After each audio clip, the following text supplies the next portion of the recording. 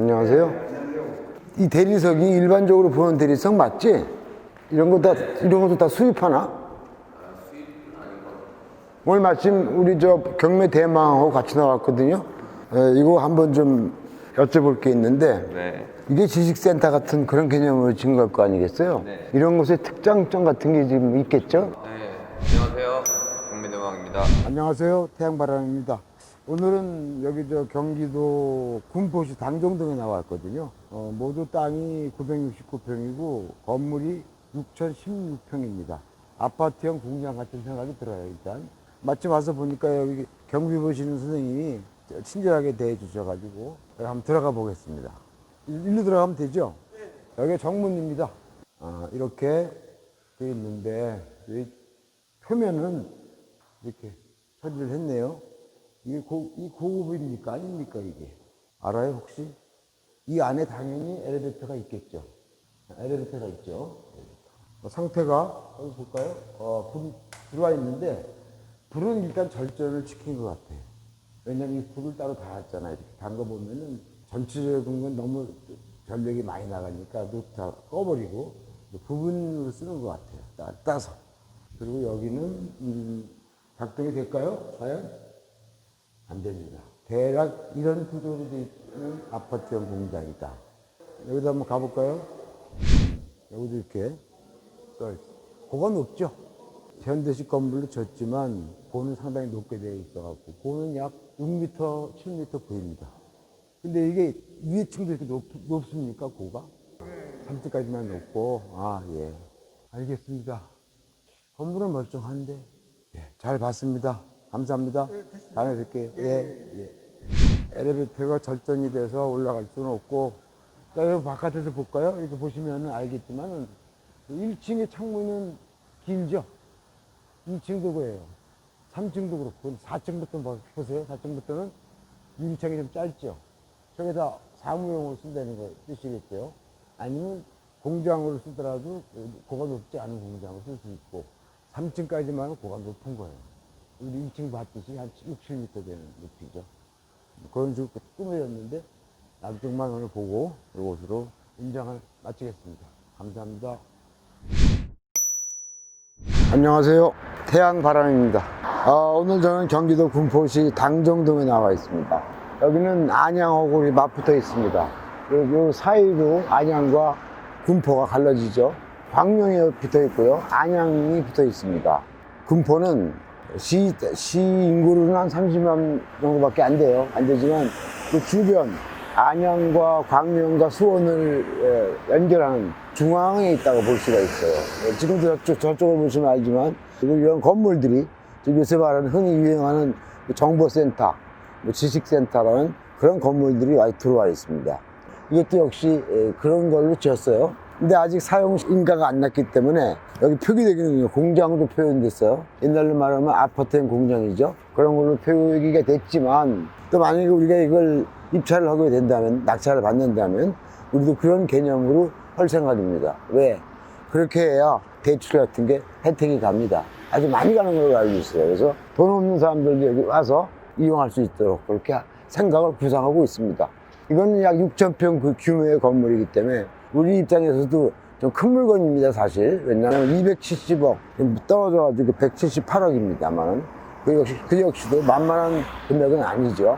그러나 이제 알다시피 저쪽에 시내가 보이죠? 위치는 이런 것을 하기에 좋은 위치. 이쪽에도 아파트가 있고요. 같은 지식센터들이 이렇게 다 돼 있습니다. 그리고 아파트는 계속 짓고 있고요. 이 건물은 구조가 한 10층 구조로 돼 있어요. 지하 2층, 지상 8층 정도의 높이로 보이고 있죠. 그래서 1층만 고가 높고 나머지는 지식센터를 하기에 적당한 한 5m 정도의 고로 되어 있습니다. 여기 이제 우리가 제일 중요하게 생각하는 건 일단 임차를 맞춰봐야 될 거 아니겠어요? 제가 외관적으로 봤을 때는 평당 3만 원을 보고 있는데 임대료를 공유 면적을 포함해서 세를 넣는다면 3만 원을 주면 얼른 계산해도 1년에 1억 8천 정도의 돈이 수입이 되는 거잖아요. 근데 그것은 좀 더 세세한 부동산을 다니면서 이 동네 그 시세를 다시 한번 파악해 봐야 될 문제고, 매매를 해야 된다면 동 단위로 매매를 할 수 있겠느냐. 모두 눈으로 볼 땐 세 동입니다. 하나, 둘, 세 동. 나눠서 매매할 수 있겠느냐. 아니면 층별로 분양할 수 있겠느냐 조건도 따져봐야 될 것입니다. 그렇게 생각하면서 한번 건물 안으로 들어가 보도록 하겠습니다. 안녕하세요. 이 대리석이 일반적으로 보는 대리석 맞지? 이런 것도 다 수입하나? 오늘 마침 우리 저 경매 대망하고 같이 나왔거든요. 이거 한번 좀 여쭤볼 게 있는데 네. 이게 지식센터 같은 그런 개념으로 지은 걸 거 아니겠어요? 네. 이런 곳에 특장점 같은 게 지금 있겠죠? 네. 안녕하세요. 국민대왕입니다. 일단 지식산업센터는 뭐 부동산 투자 관점에서 봤을 때는 이제 우리 오피스텔 있잖아요. 오피스텔이 사실 오피스로 써야 되는데 주거용으로 많이 쓰이고 지식산업센터가 그런 오피스용으로 많이 쓰이고 있습니다. 그런데 오피스가 사실 주택으로 들어가는 바람에 지금 투자자분들한테는 최악의 물건이 돼버렸고요. 그래서 이거는 그런 주택 규제에 대한 전혀 그걸 받지 않아서 투자자들한테 오히려 좋은 현상이 벌어지고 있습니다. 그리고 실수요자라는 건 이제 제조업이나 정보통신업, 지식산업센터 이런 걸 하실 분들한테는 더더욱 좋은 게 취득세 50% 감면, 그리고 재산세는 37.5% 감면됩니다. 그래서 이런 거를 이용하시면 좋은데 단점은 이게 워낙 좋다 하다 보니까 서울과 경기 지역, 특히 그 지역에 엄청나게 많이 늘어나고 있는 추세입니다. 그래서 좀 자리가 못하다, 빠진다 라고 판단되는 곳은 공실률의 위험이 있습니다. 그래서 가장 좋은 건 제가 항상 주장하는 거지만 부동산의 가치, 이거는 위치라고 표현할게요.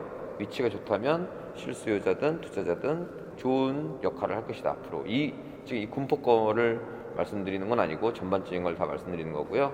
이 군포의 좀 특징을 말씀드리면 유치권이 한 120억 정도 있었던 것 같은데요. 채권자인 산업은행과 뭔가의 협상이 있었던 모양입니다. 그건 조금 더 조사해서 말씀드리도록 할게요. 지금은 유치권자가 다 없어진 상태라 말씀드린 겁니다. 네, 경매대망이고요. 어제 태양바람님께서 저한테 갑자기 패턴을 넘기셔갖고 제가 실내를 좀 보고 마무리를 짓도록 할게요. 이게 지금 10층짜리니까 현재 전기, 수도 모든 게 다 끊겼어요. 그렇기 때문에 걸어서 올라가야 되니까 한번 쭉 올라가 보죠.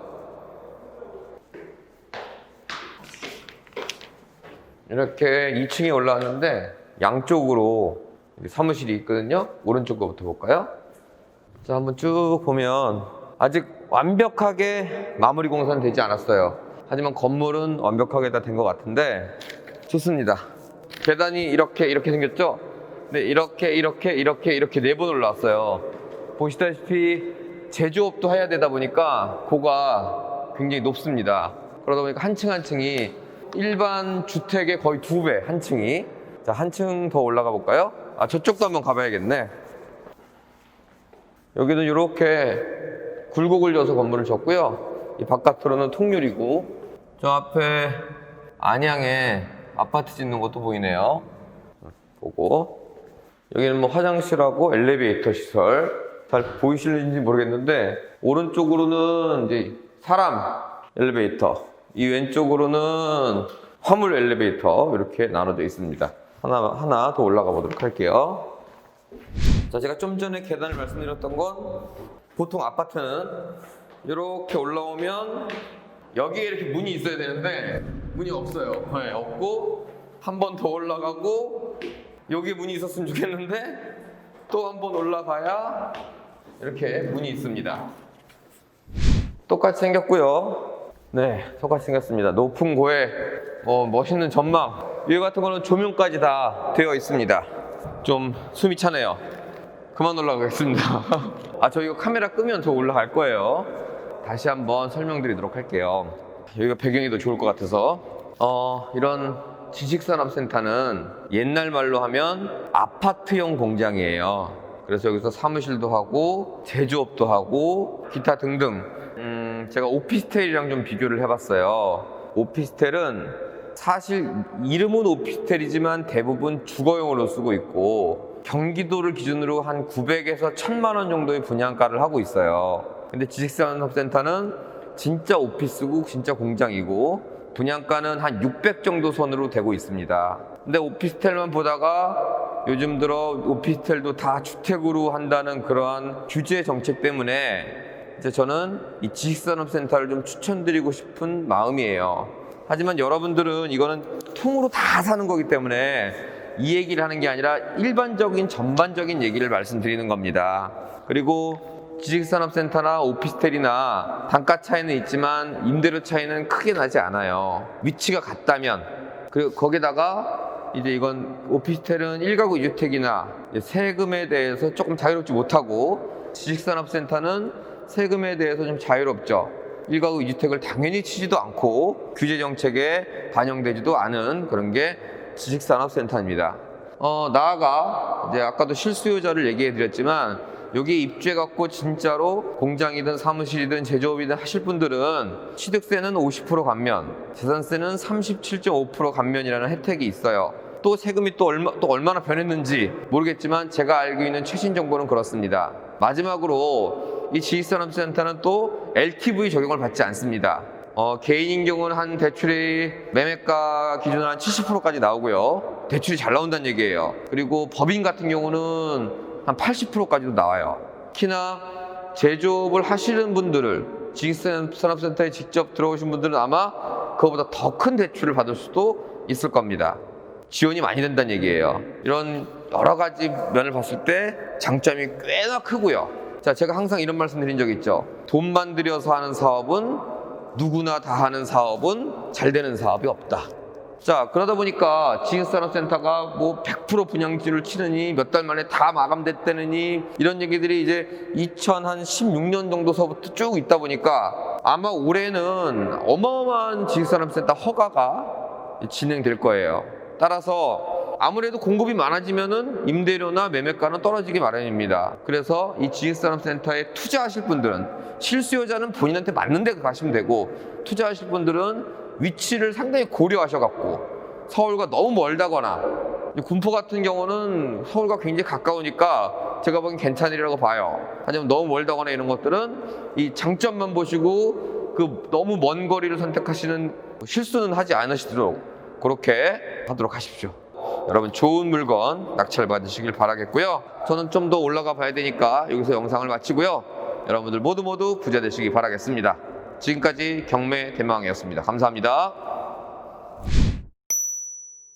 마지막으로 정리를 좀 하면은 이게 지금 여러분들이 볼 때는 공감이 안 가죠 잘. 왜냐하면 200억 정도 되는 물건이다 보니까 200억짜리 하나 이런 얘기를 이제 할 수 있어요. 그렇지만 내가 그때 이걸 방송하는 이유는 우리가 언젠가는 뭐 200억, 2천억도 할 수 있는 거라고 생각 안 합니까? 이런 특히 지식산업센터 같은 경우는 돈 없이도 뭔가를 할 수 있는 그런 분위기가 있거든요. 왜냐하면 지금 한참 육성하는 사업이다 보니까 사무실과 공장을 겸할 수 있다. 국가에서 장려를 많이 한다는 거야. 장려되는 의미는 뭐냐면 대출과 세금 문제가 굉장히 저렴하고 많다는 거야. 대출은 내가 알기로 100% 되고 사업 아이템에 따라서 내가 어떻게 설득하냐에 따라서 몇십 프로가 더 나올 수도 있다는 얘기죠. 그럼 이런 것들을 손댈 때 꼭 20억, 30억, 50억, 100억이 있어야 되느냐? 그게 아닐 수 있다는 것을 늘 넓히라는 뜻입니다. 처음에는 90%밖에 안 나온다 하더라도 차후로 시설, 장비, 또 기계 이런 것들로 인해서 또 대출을 받을 수가 있어요. 그래서 그런 것까지 치면 여러분들이 꼭 돈이 있어서 된다는 것만은 아니다. 하나도 없어도 우리가 할 수 있다. 그런 거에서 접근을 해본 거거든요. 그러다 보니까 조사를 너무 많이 해야 돼. 왜? 이게 준공이 안 떨어졌잖아요. 그 준공 과정을 알아봐야 되고 대출 과정 그 내가 지금 말한 거 90% 알아봐야 되고 더 30%면 30%더 받는 방법도 알아보려다 보니까 저희는 시기를 놓쳤습니다. 그래서 입찰을 못했는데 다만 이건 내가 무슨 제조업이라든가 무슨 업이 있어야만 그런 게 가능하거든요. 그래서 여러분들도 사업을 할 때는 내가 비록 부동산 사업을 한다고 치더라도 다른 사업에 눈을 돌려서 뭐 제조업이라든가 이런 거 갖고 있으면 대출이 훨씬 많이 나온다는 거 100% 플러스 몇십 프로도 나올 수 있다. 그런 것을 염두에 두시면서 이런 건물을 이렇게 버리지 말고 이건 100억짜리야 200억짜리 이렇게 버리지 말고 언제든지 나도 할 수 있다는 생각을 가지고 접근해 주시길 바라고 이런 건 받으면 좋은 게 뭐냐면 땅이 크잖아요. 1000평. 예를 들면 1000평이다. 땅값도 뛰고 임대료가 맞춰지잖아요. 2만원이든 3만원이든 충분히 은행에서 3%를 받았을 때 허구도 많이 남잖아요. 그러니까 이런 것은 뭐라 그래? 또랑 치고 가재 잡고 임대 수입도 나오고 땅값도 올라간다는 얘기잖아요. 그런 걸 생각하셔서 버리지 말고 큰 것도 봐라. 이게 이제 큰 거 몇백억짜리 말고 호수마다 나온 것도 있잖아요. 100평, 50평, 30평 나온 것도 있단 말이에요. 그런 것들도 마찬가지 내가 사업자면 다 적용을 받을 수 있는 거예요. 대출서부터 다 시설자금까지. 이런 데만 특별히 지식센터에만 주는 혜택이니까 이럴 때 그런 기회를 타면은 소상공인이라 하더라도 혜택을 많이 받을 수 있다는 거에 역점을 두셔야 됩니다. 감사합니다. 수고했어. 네.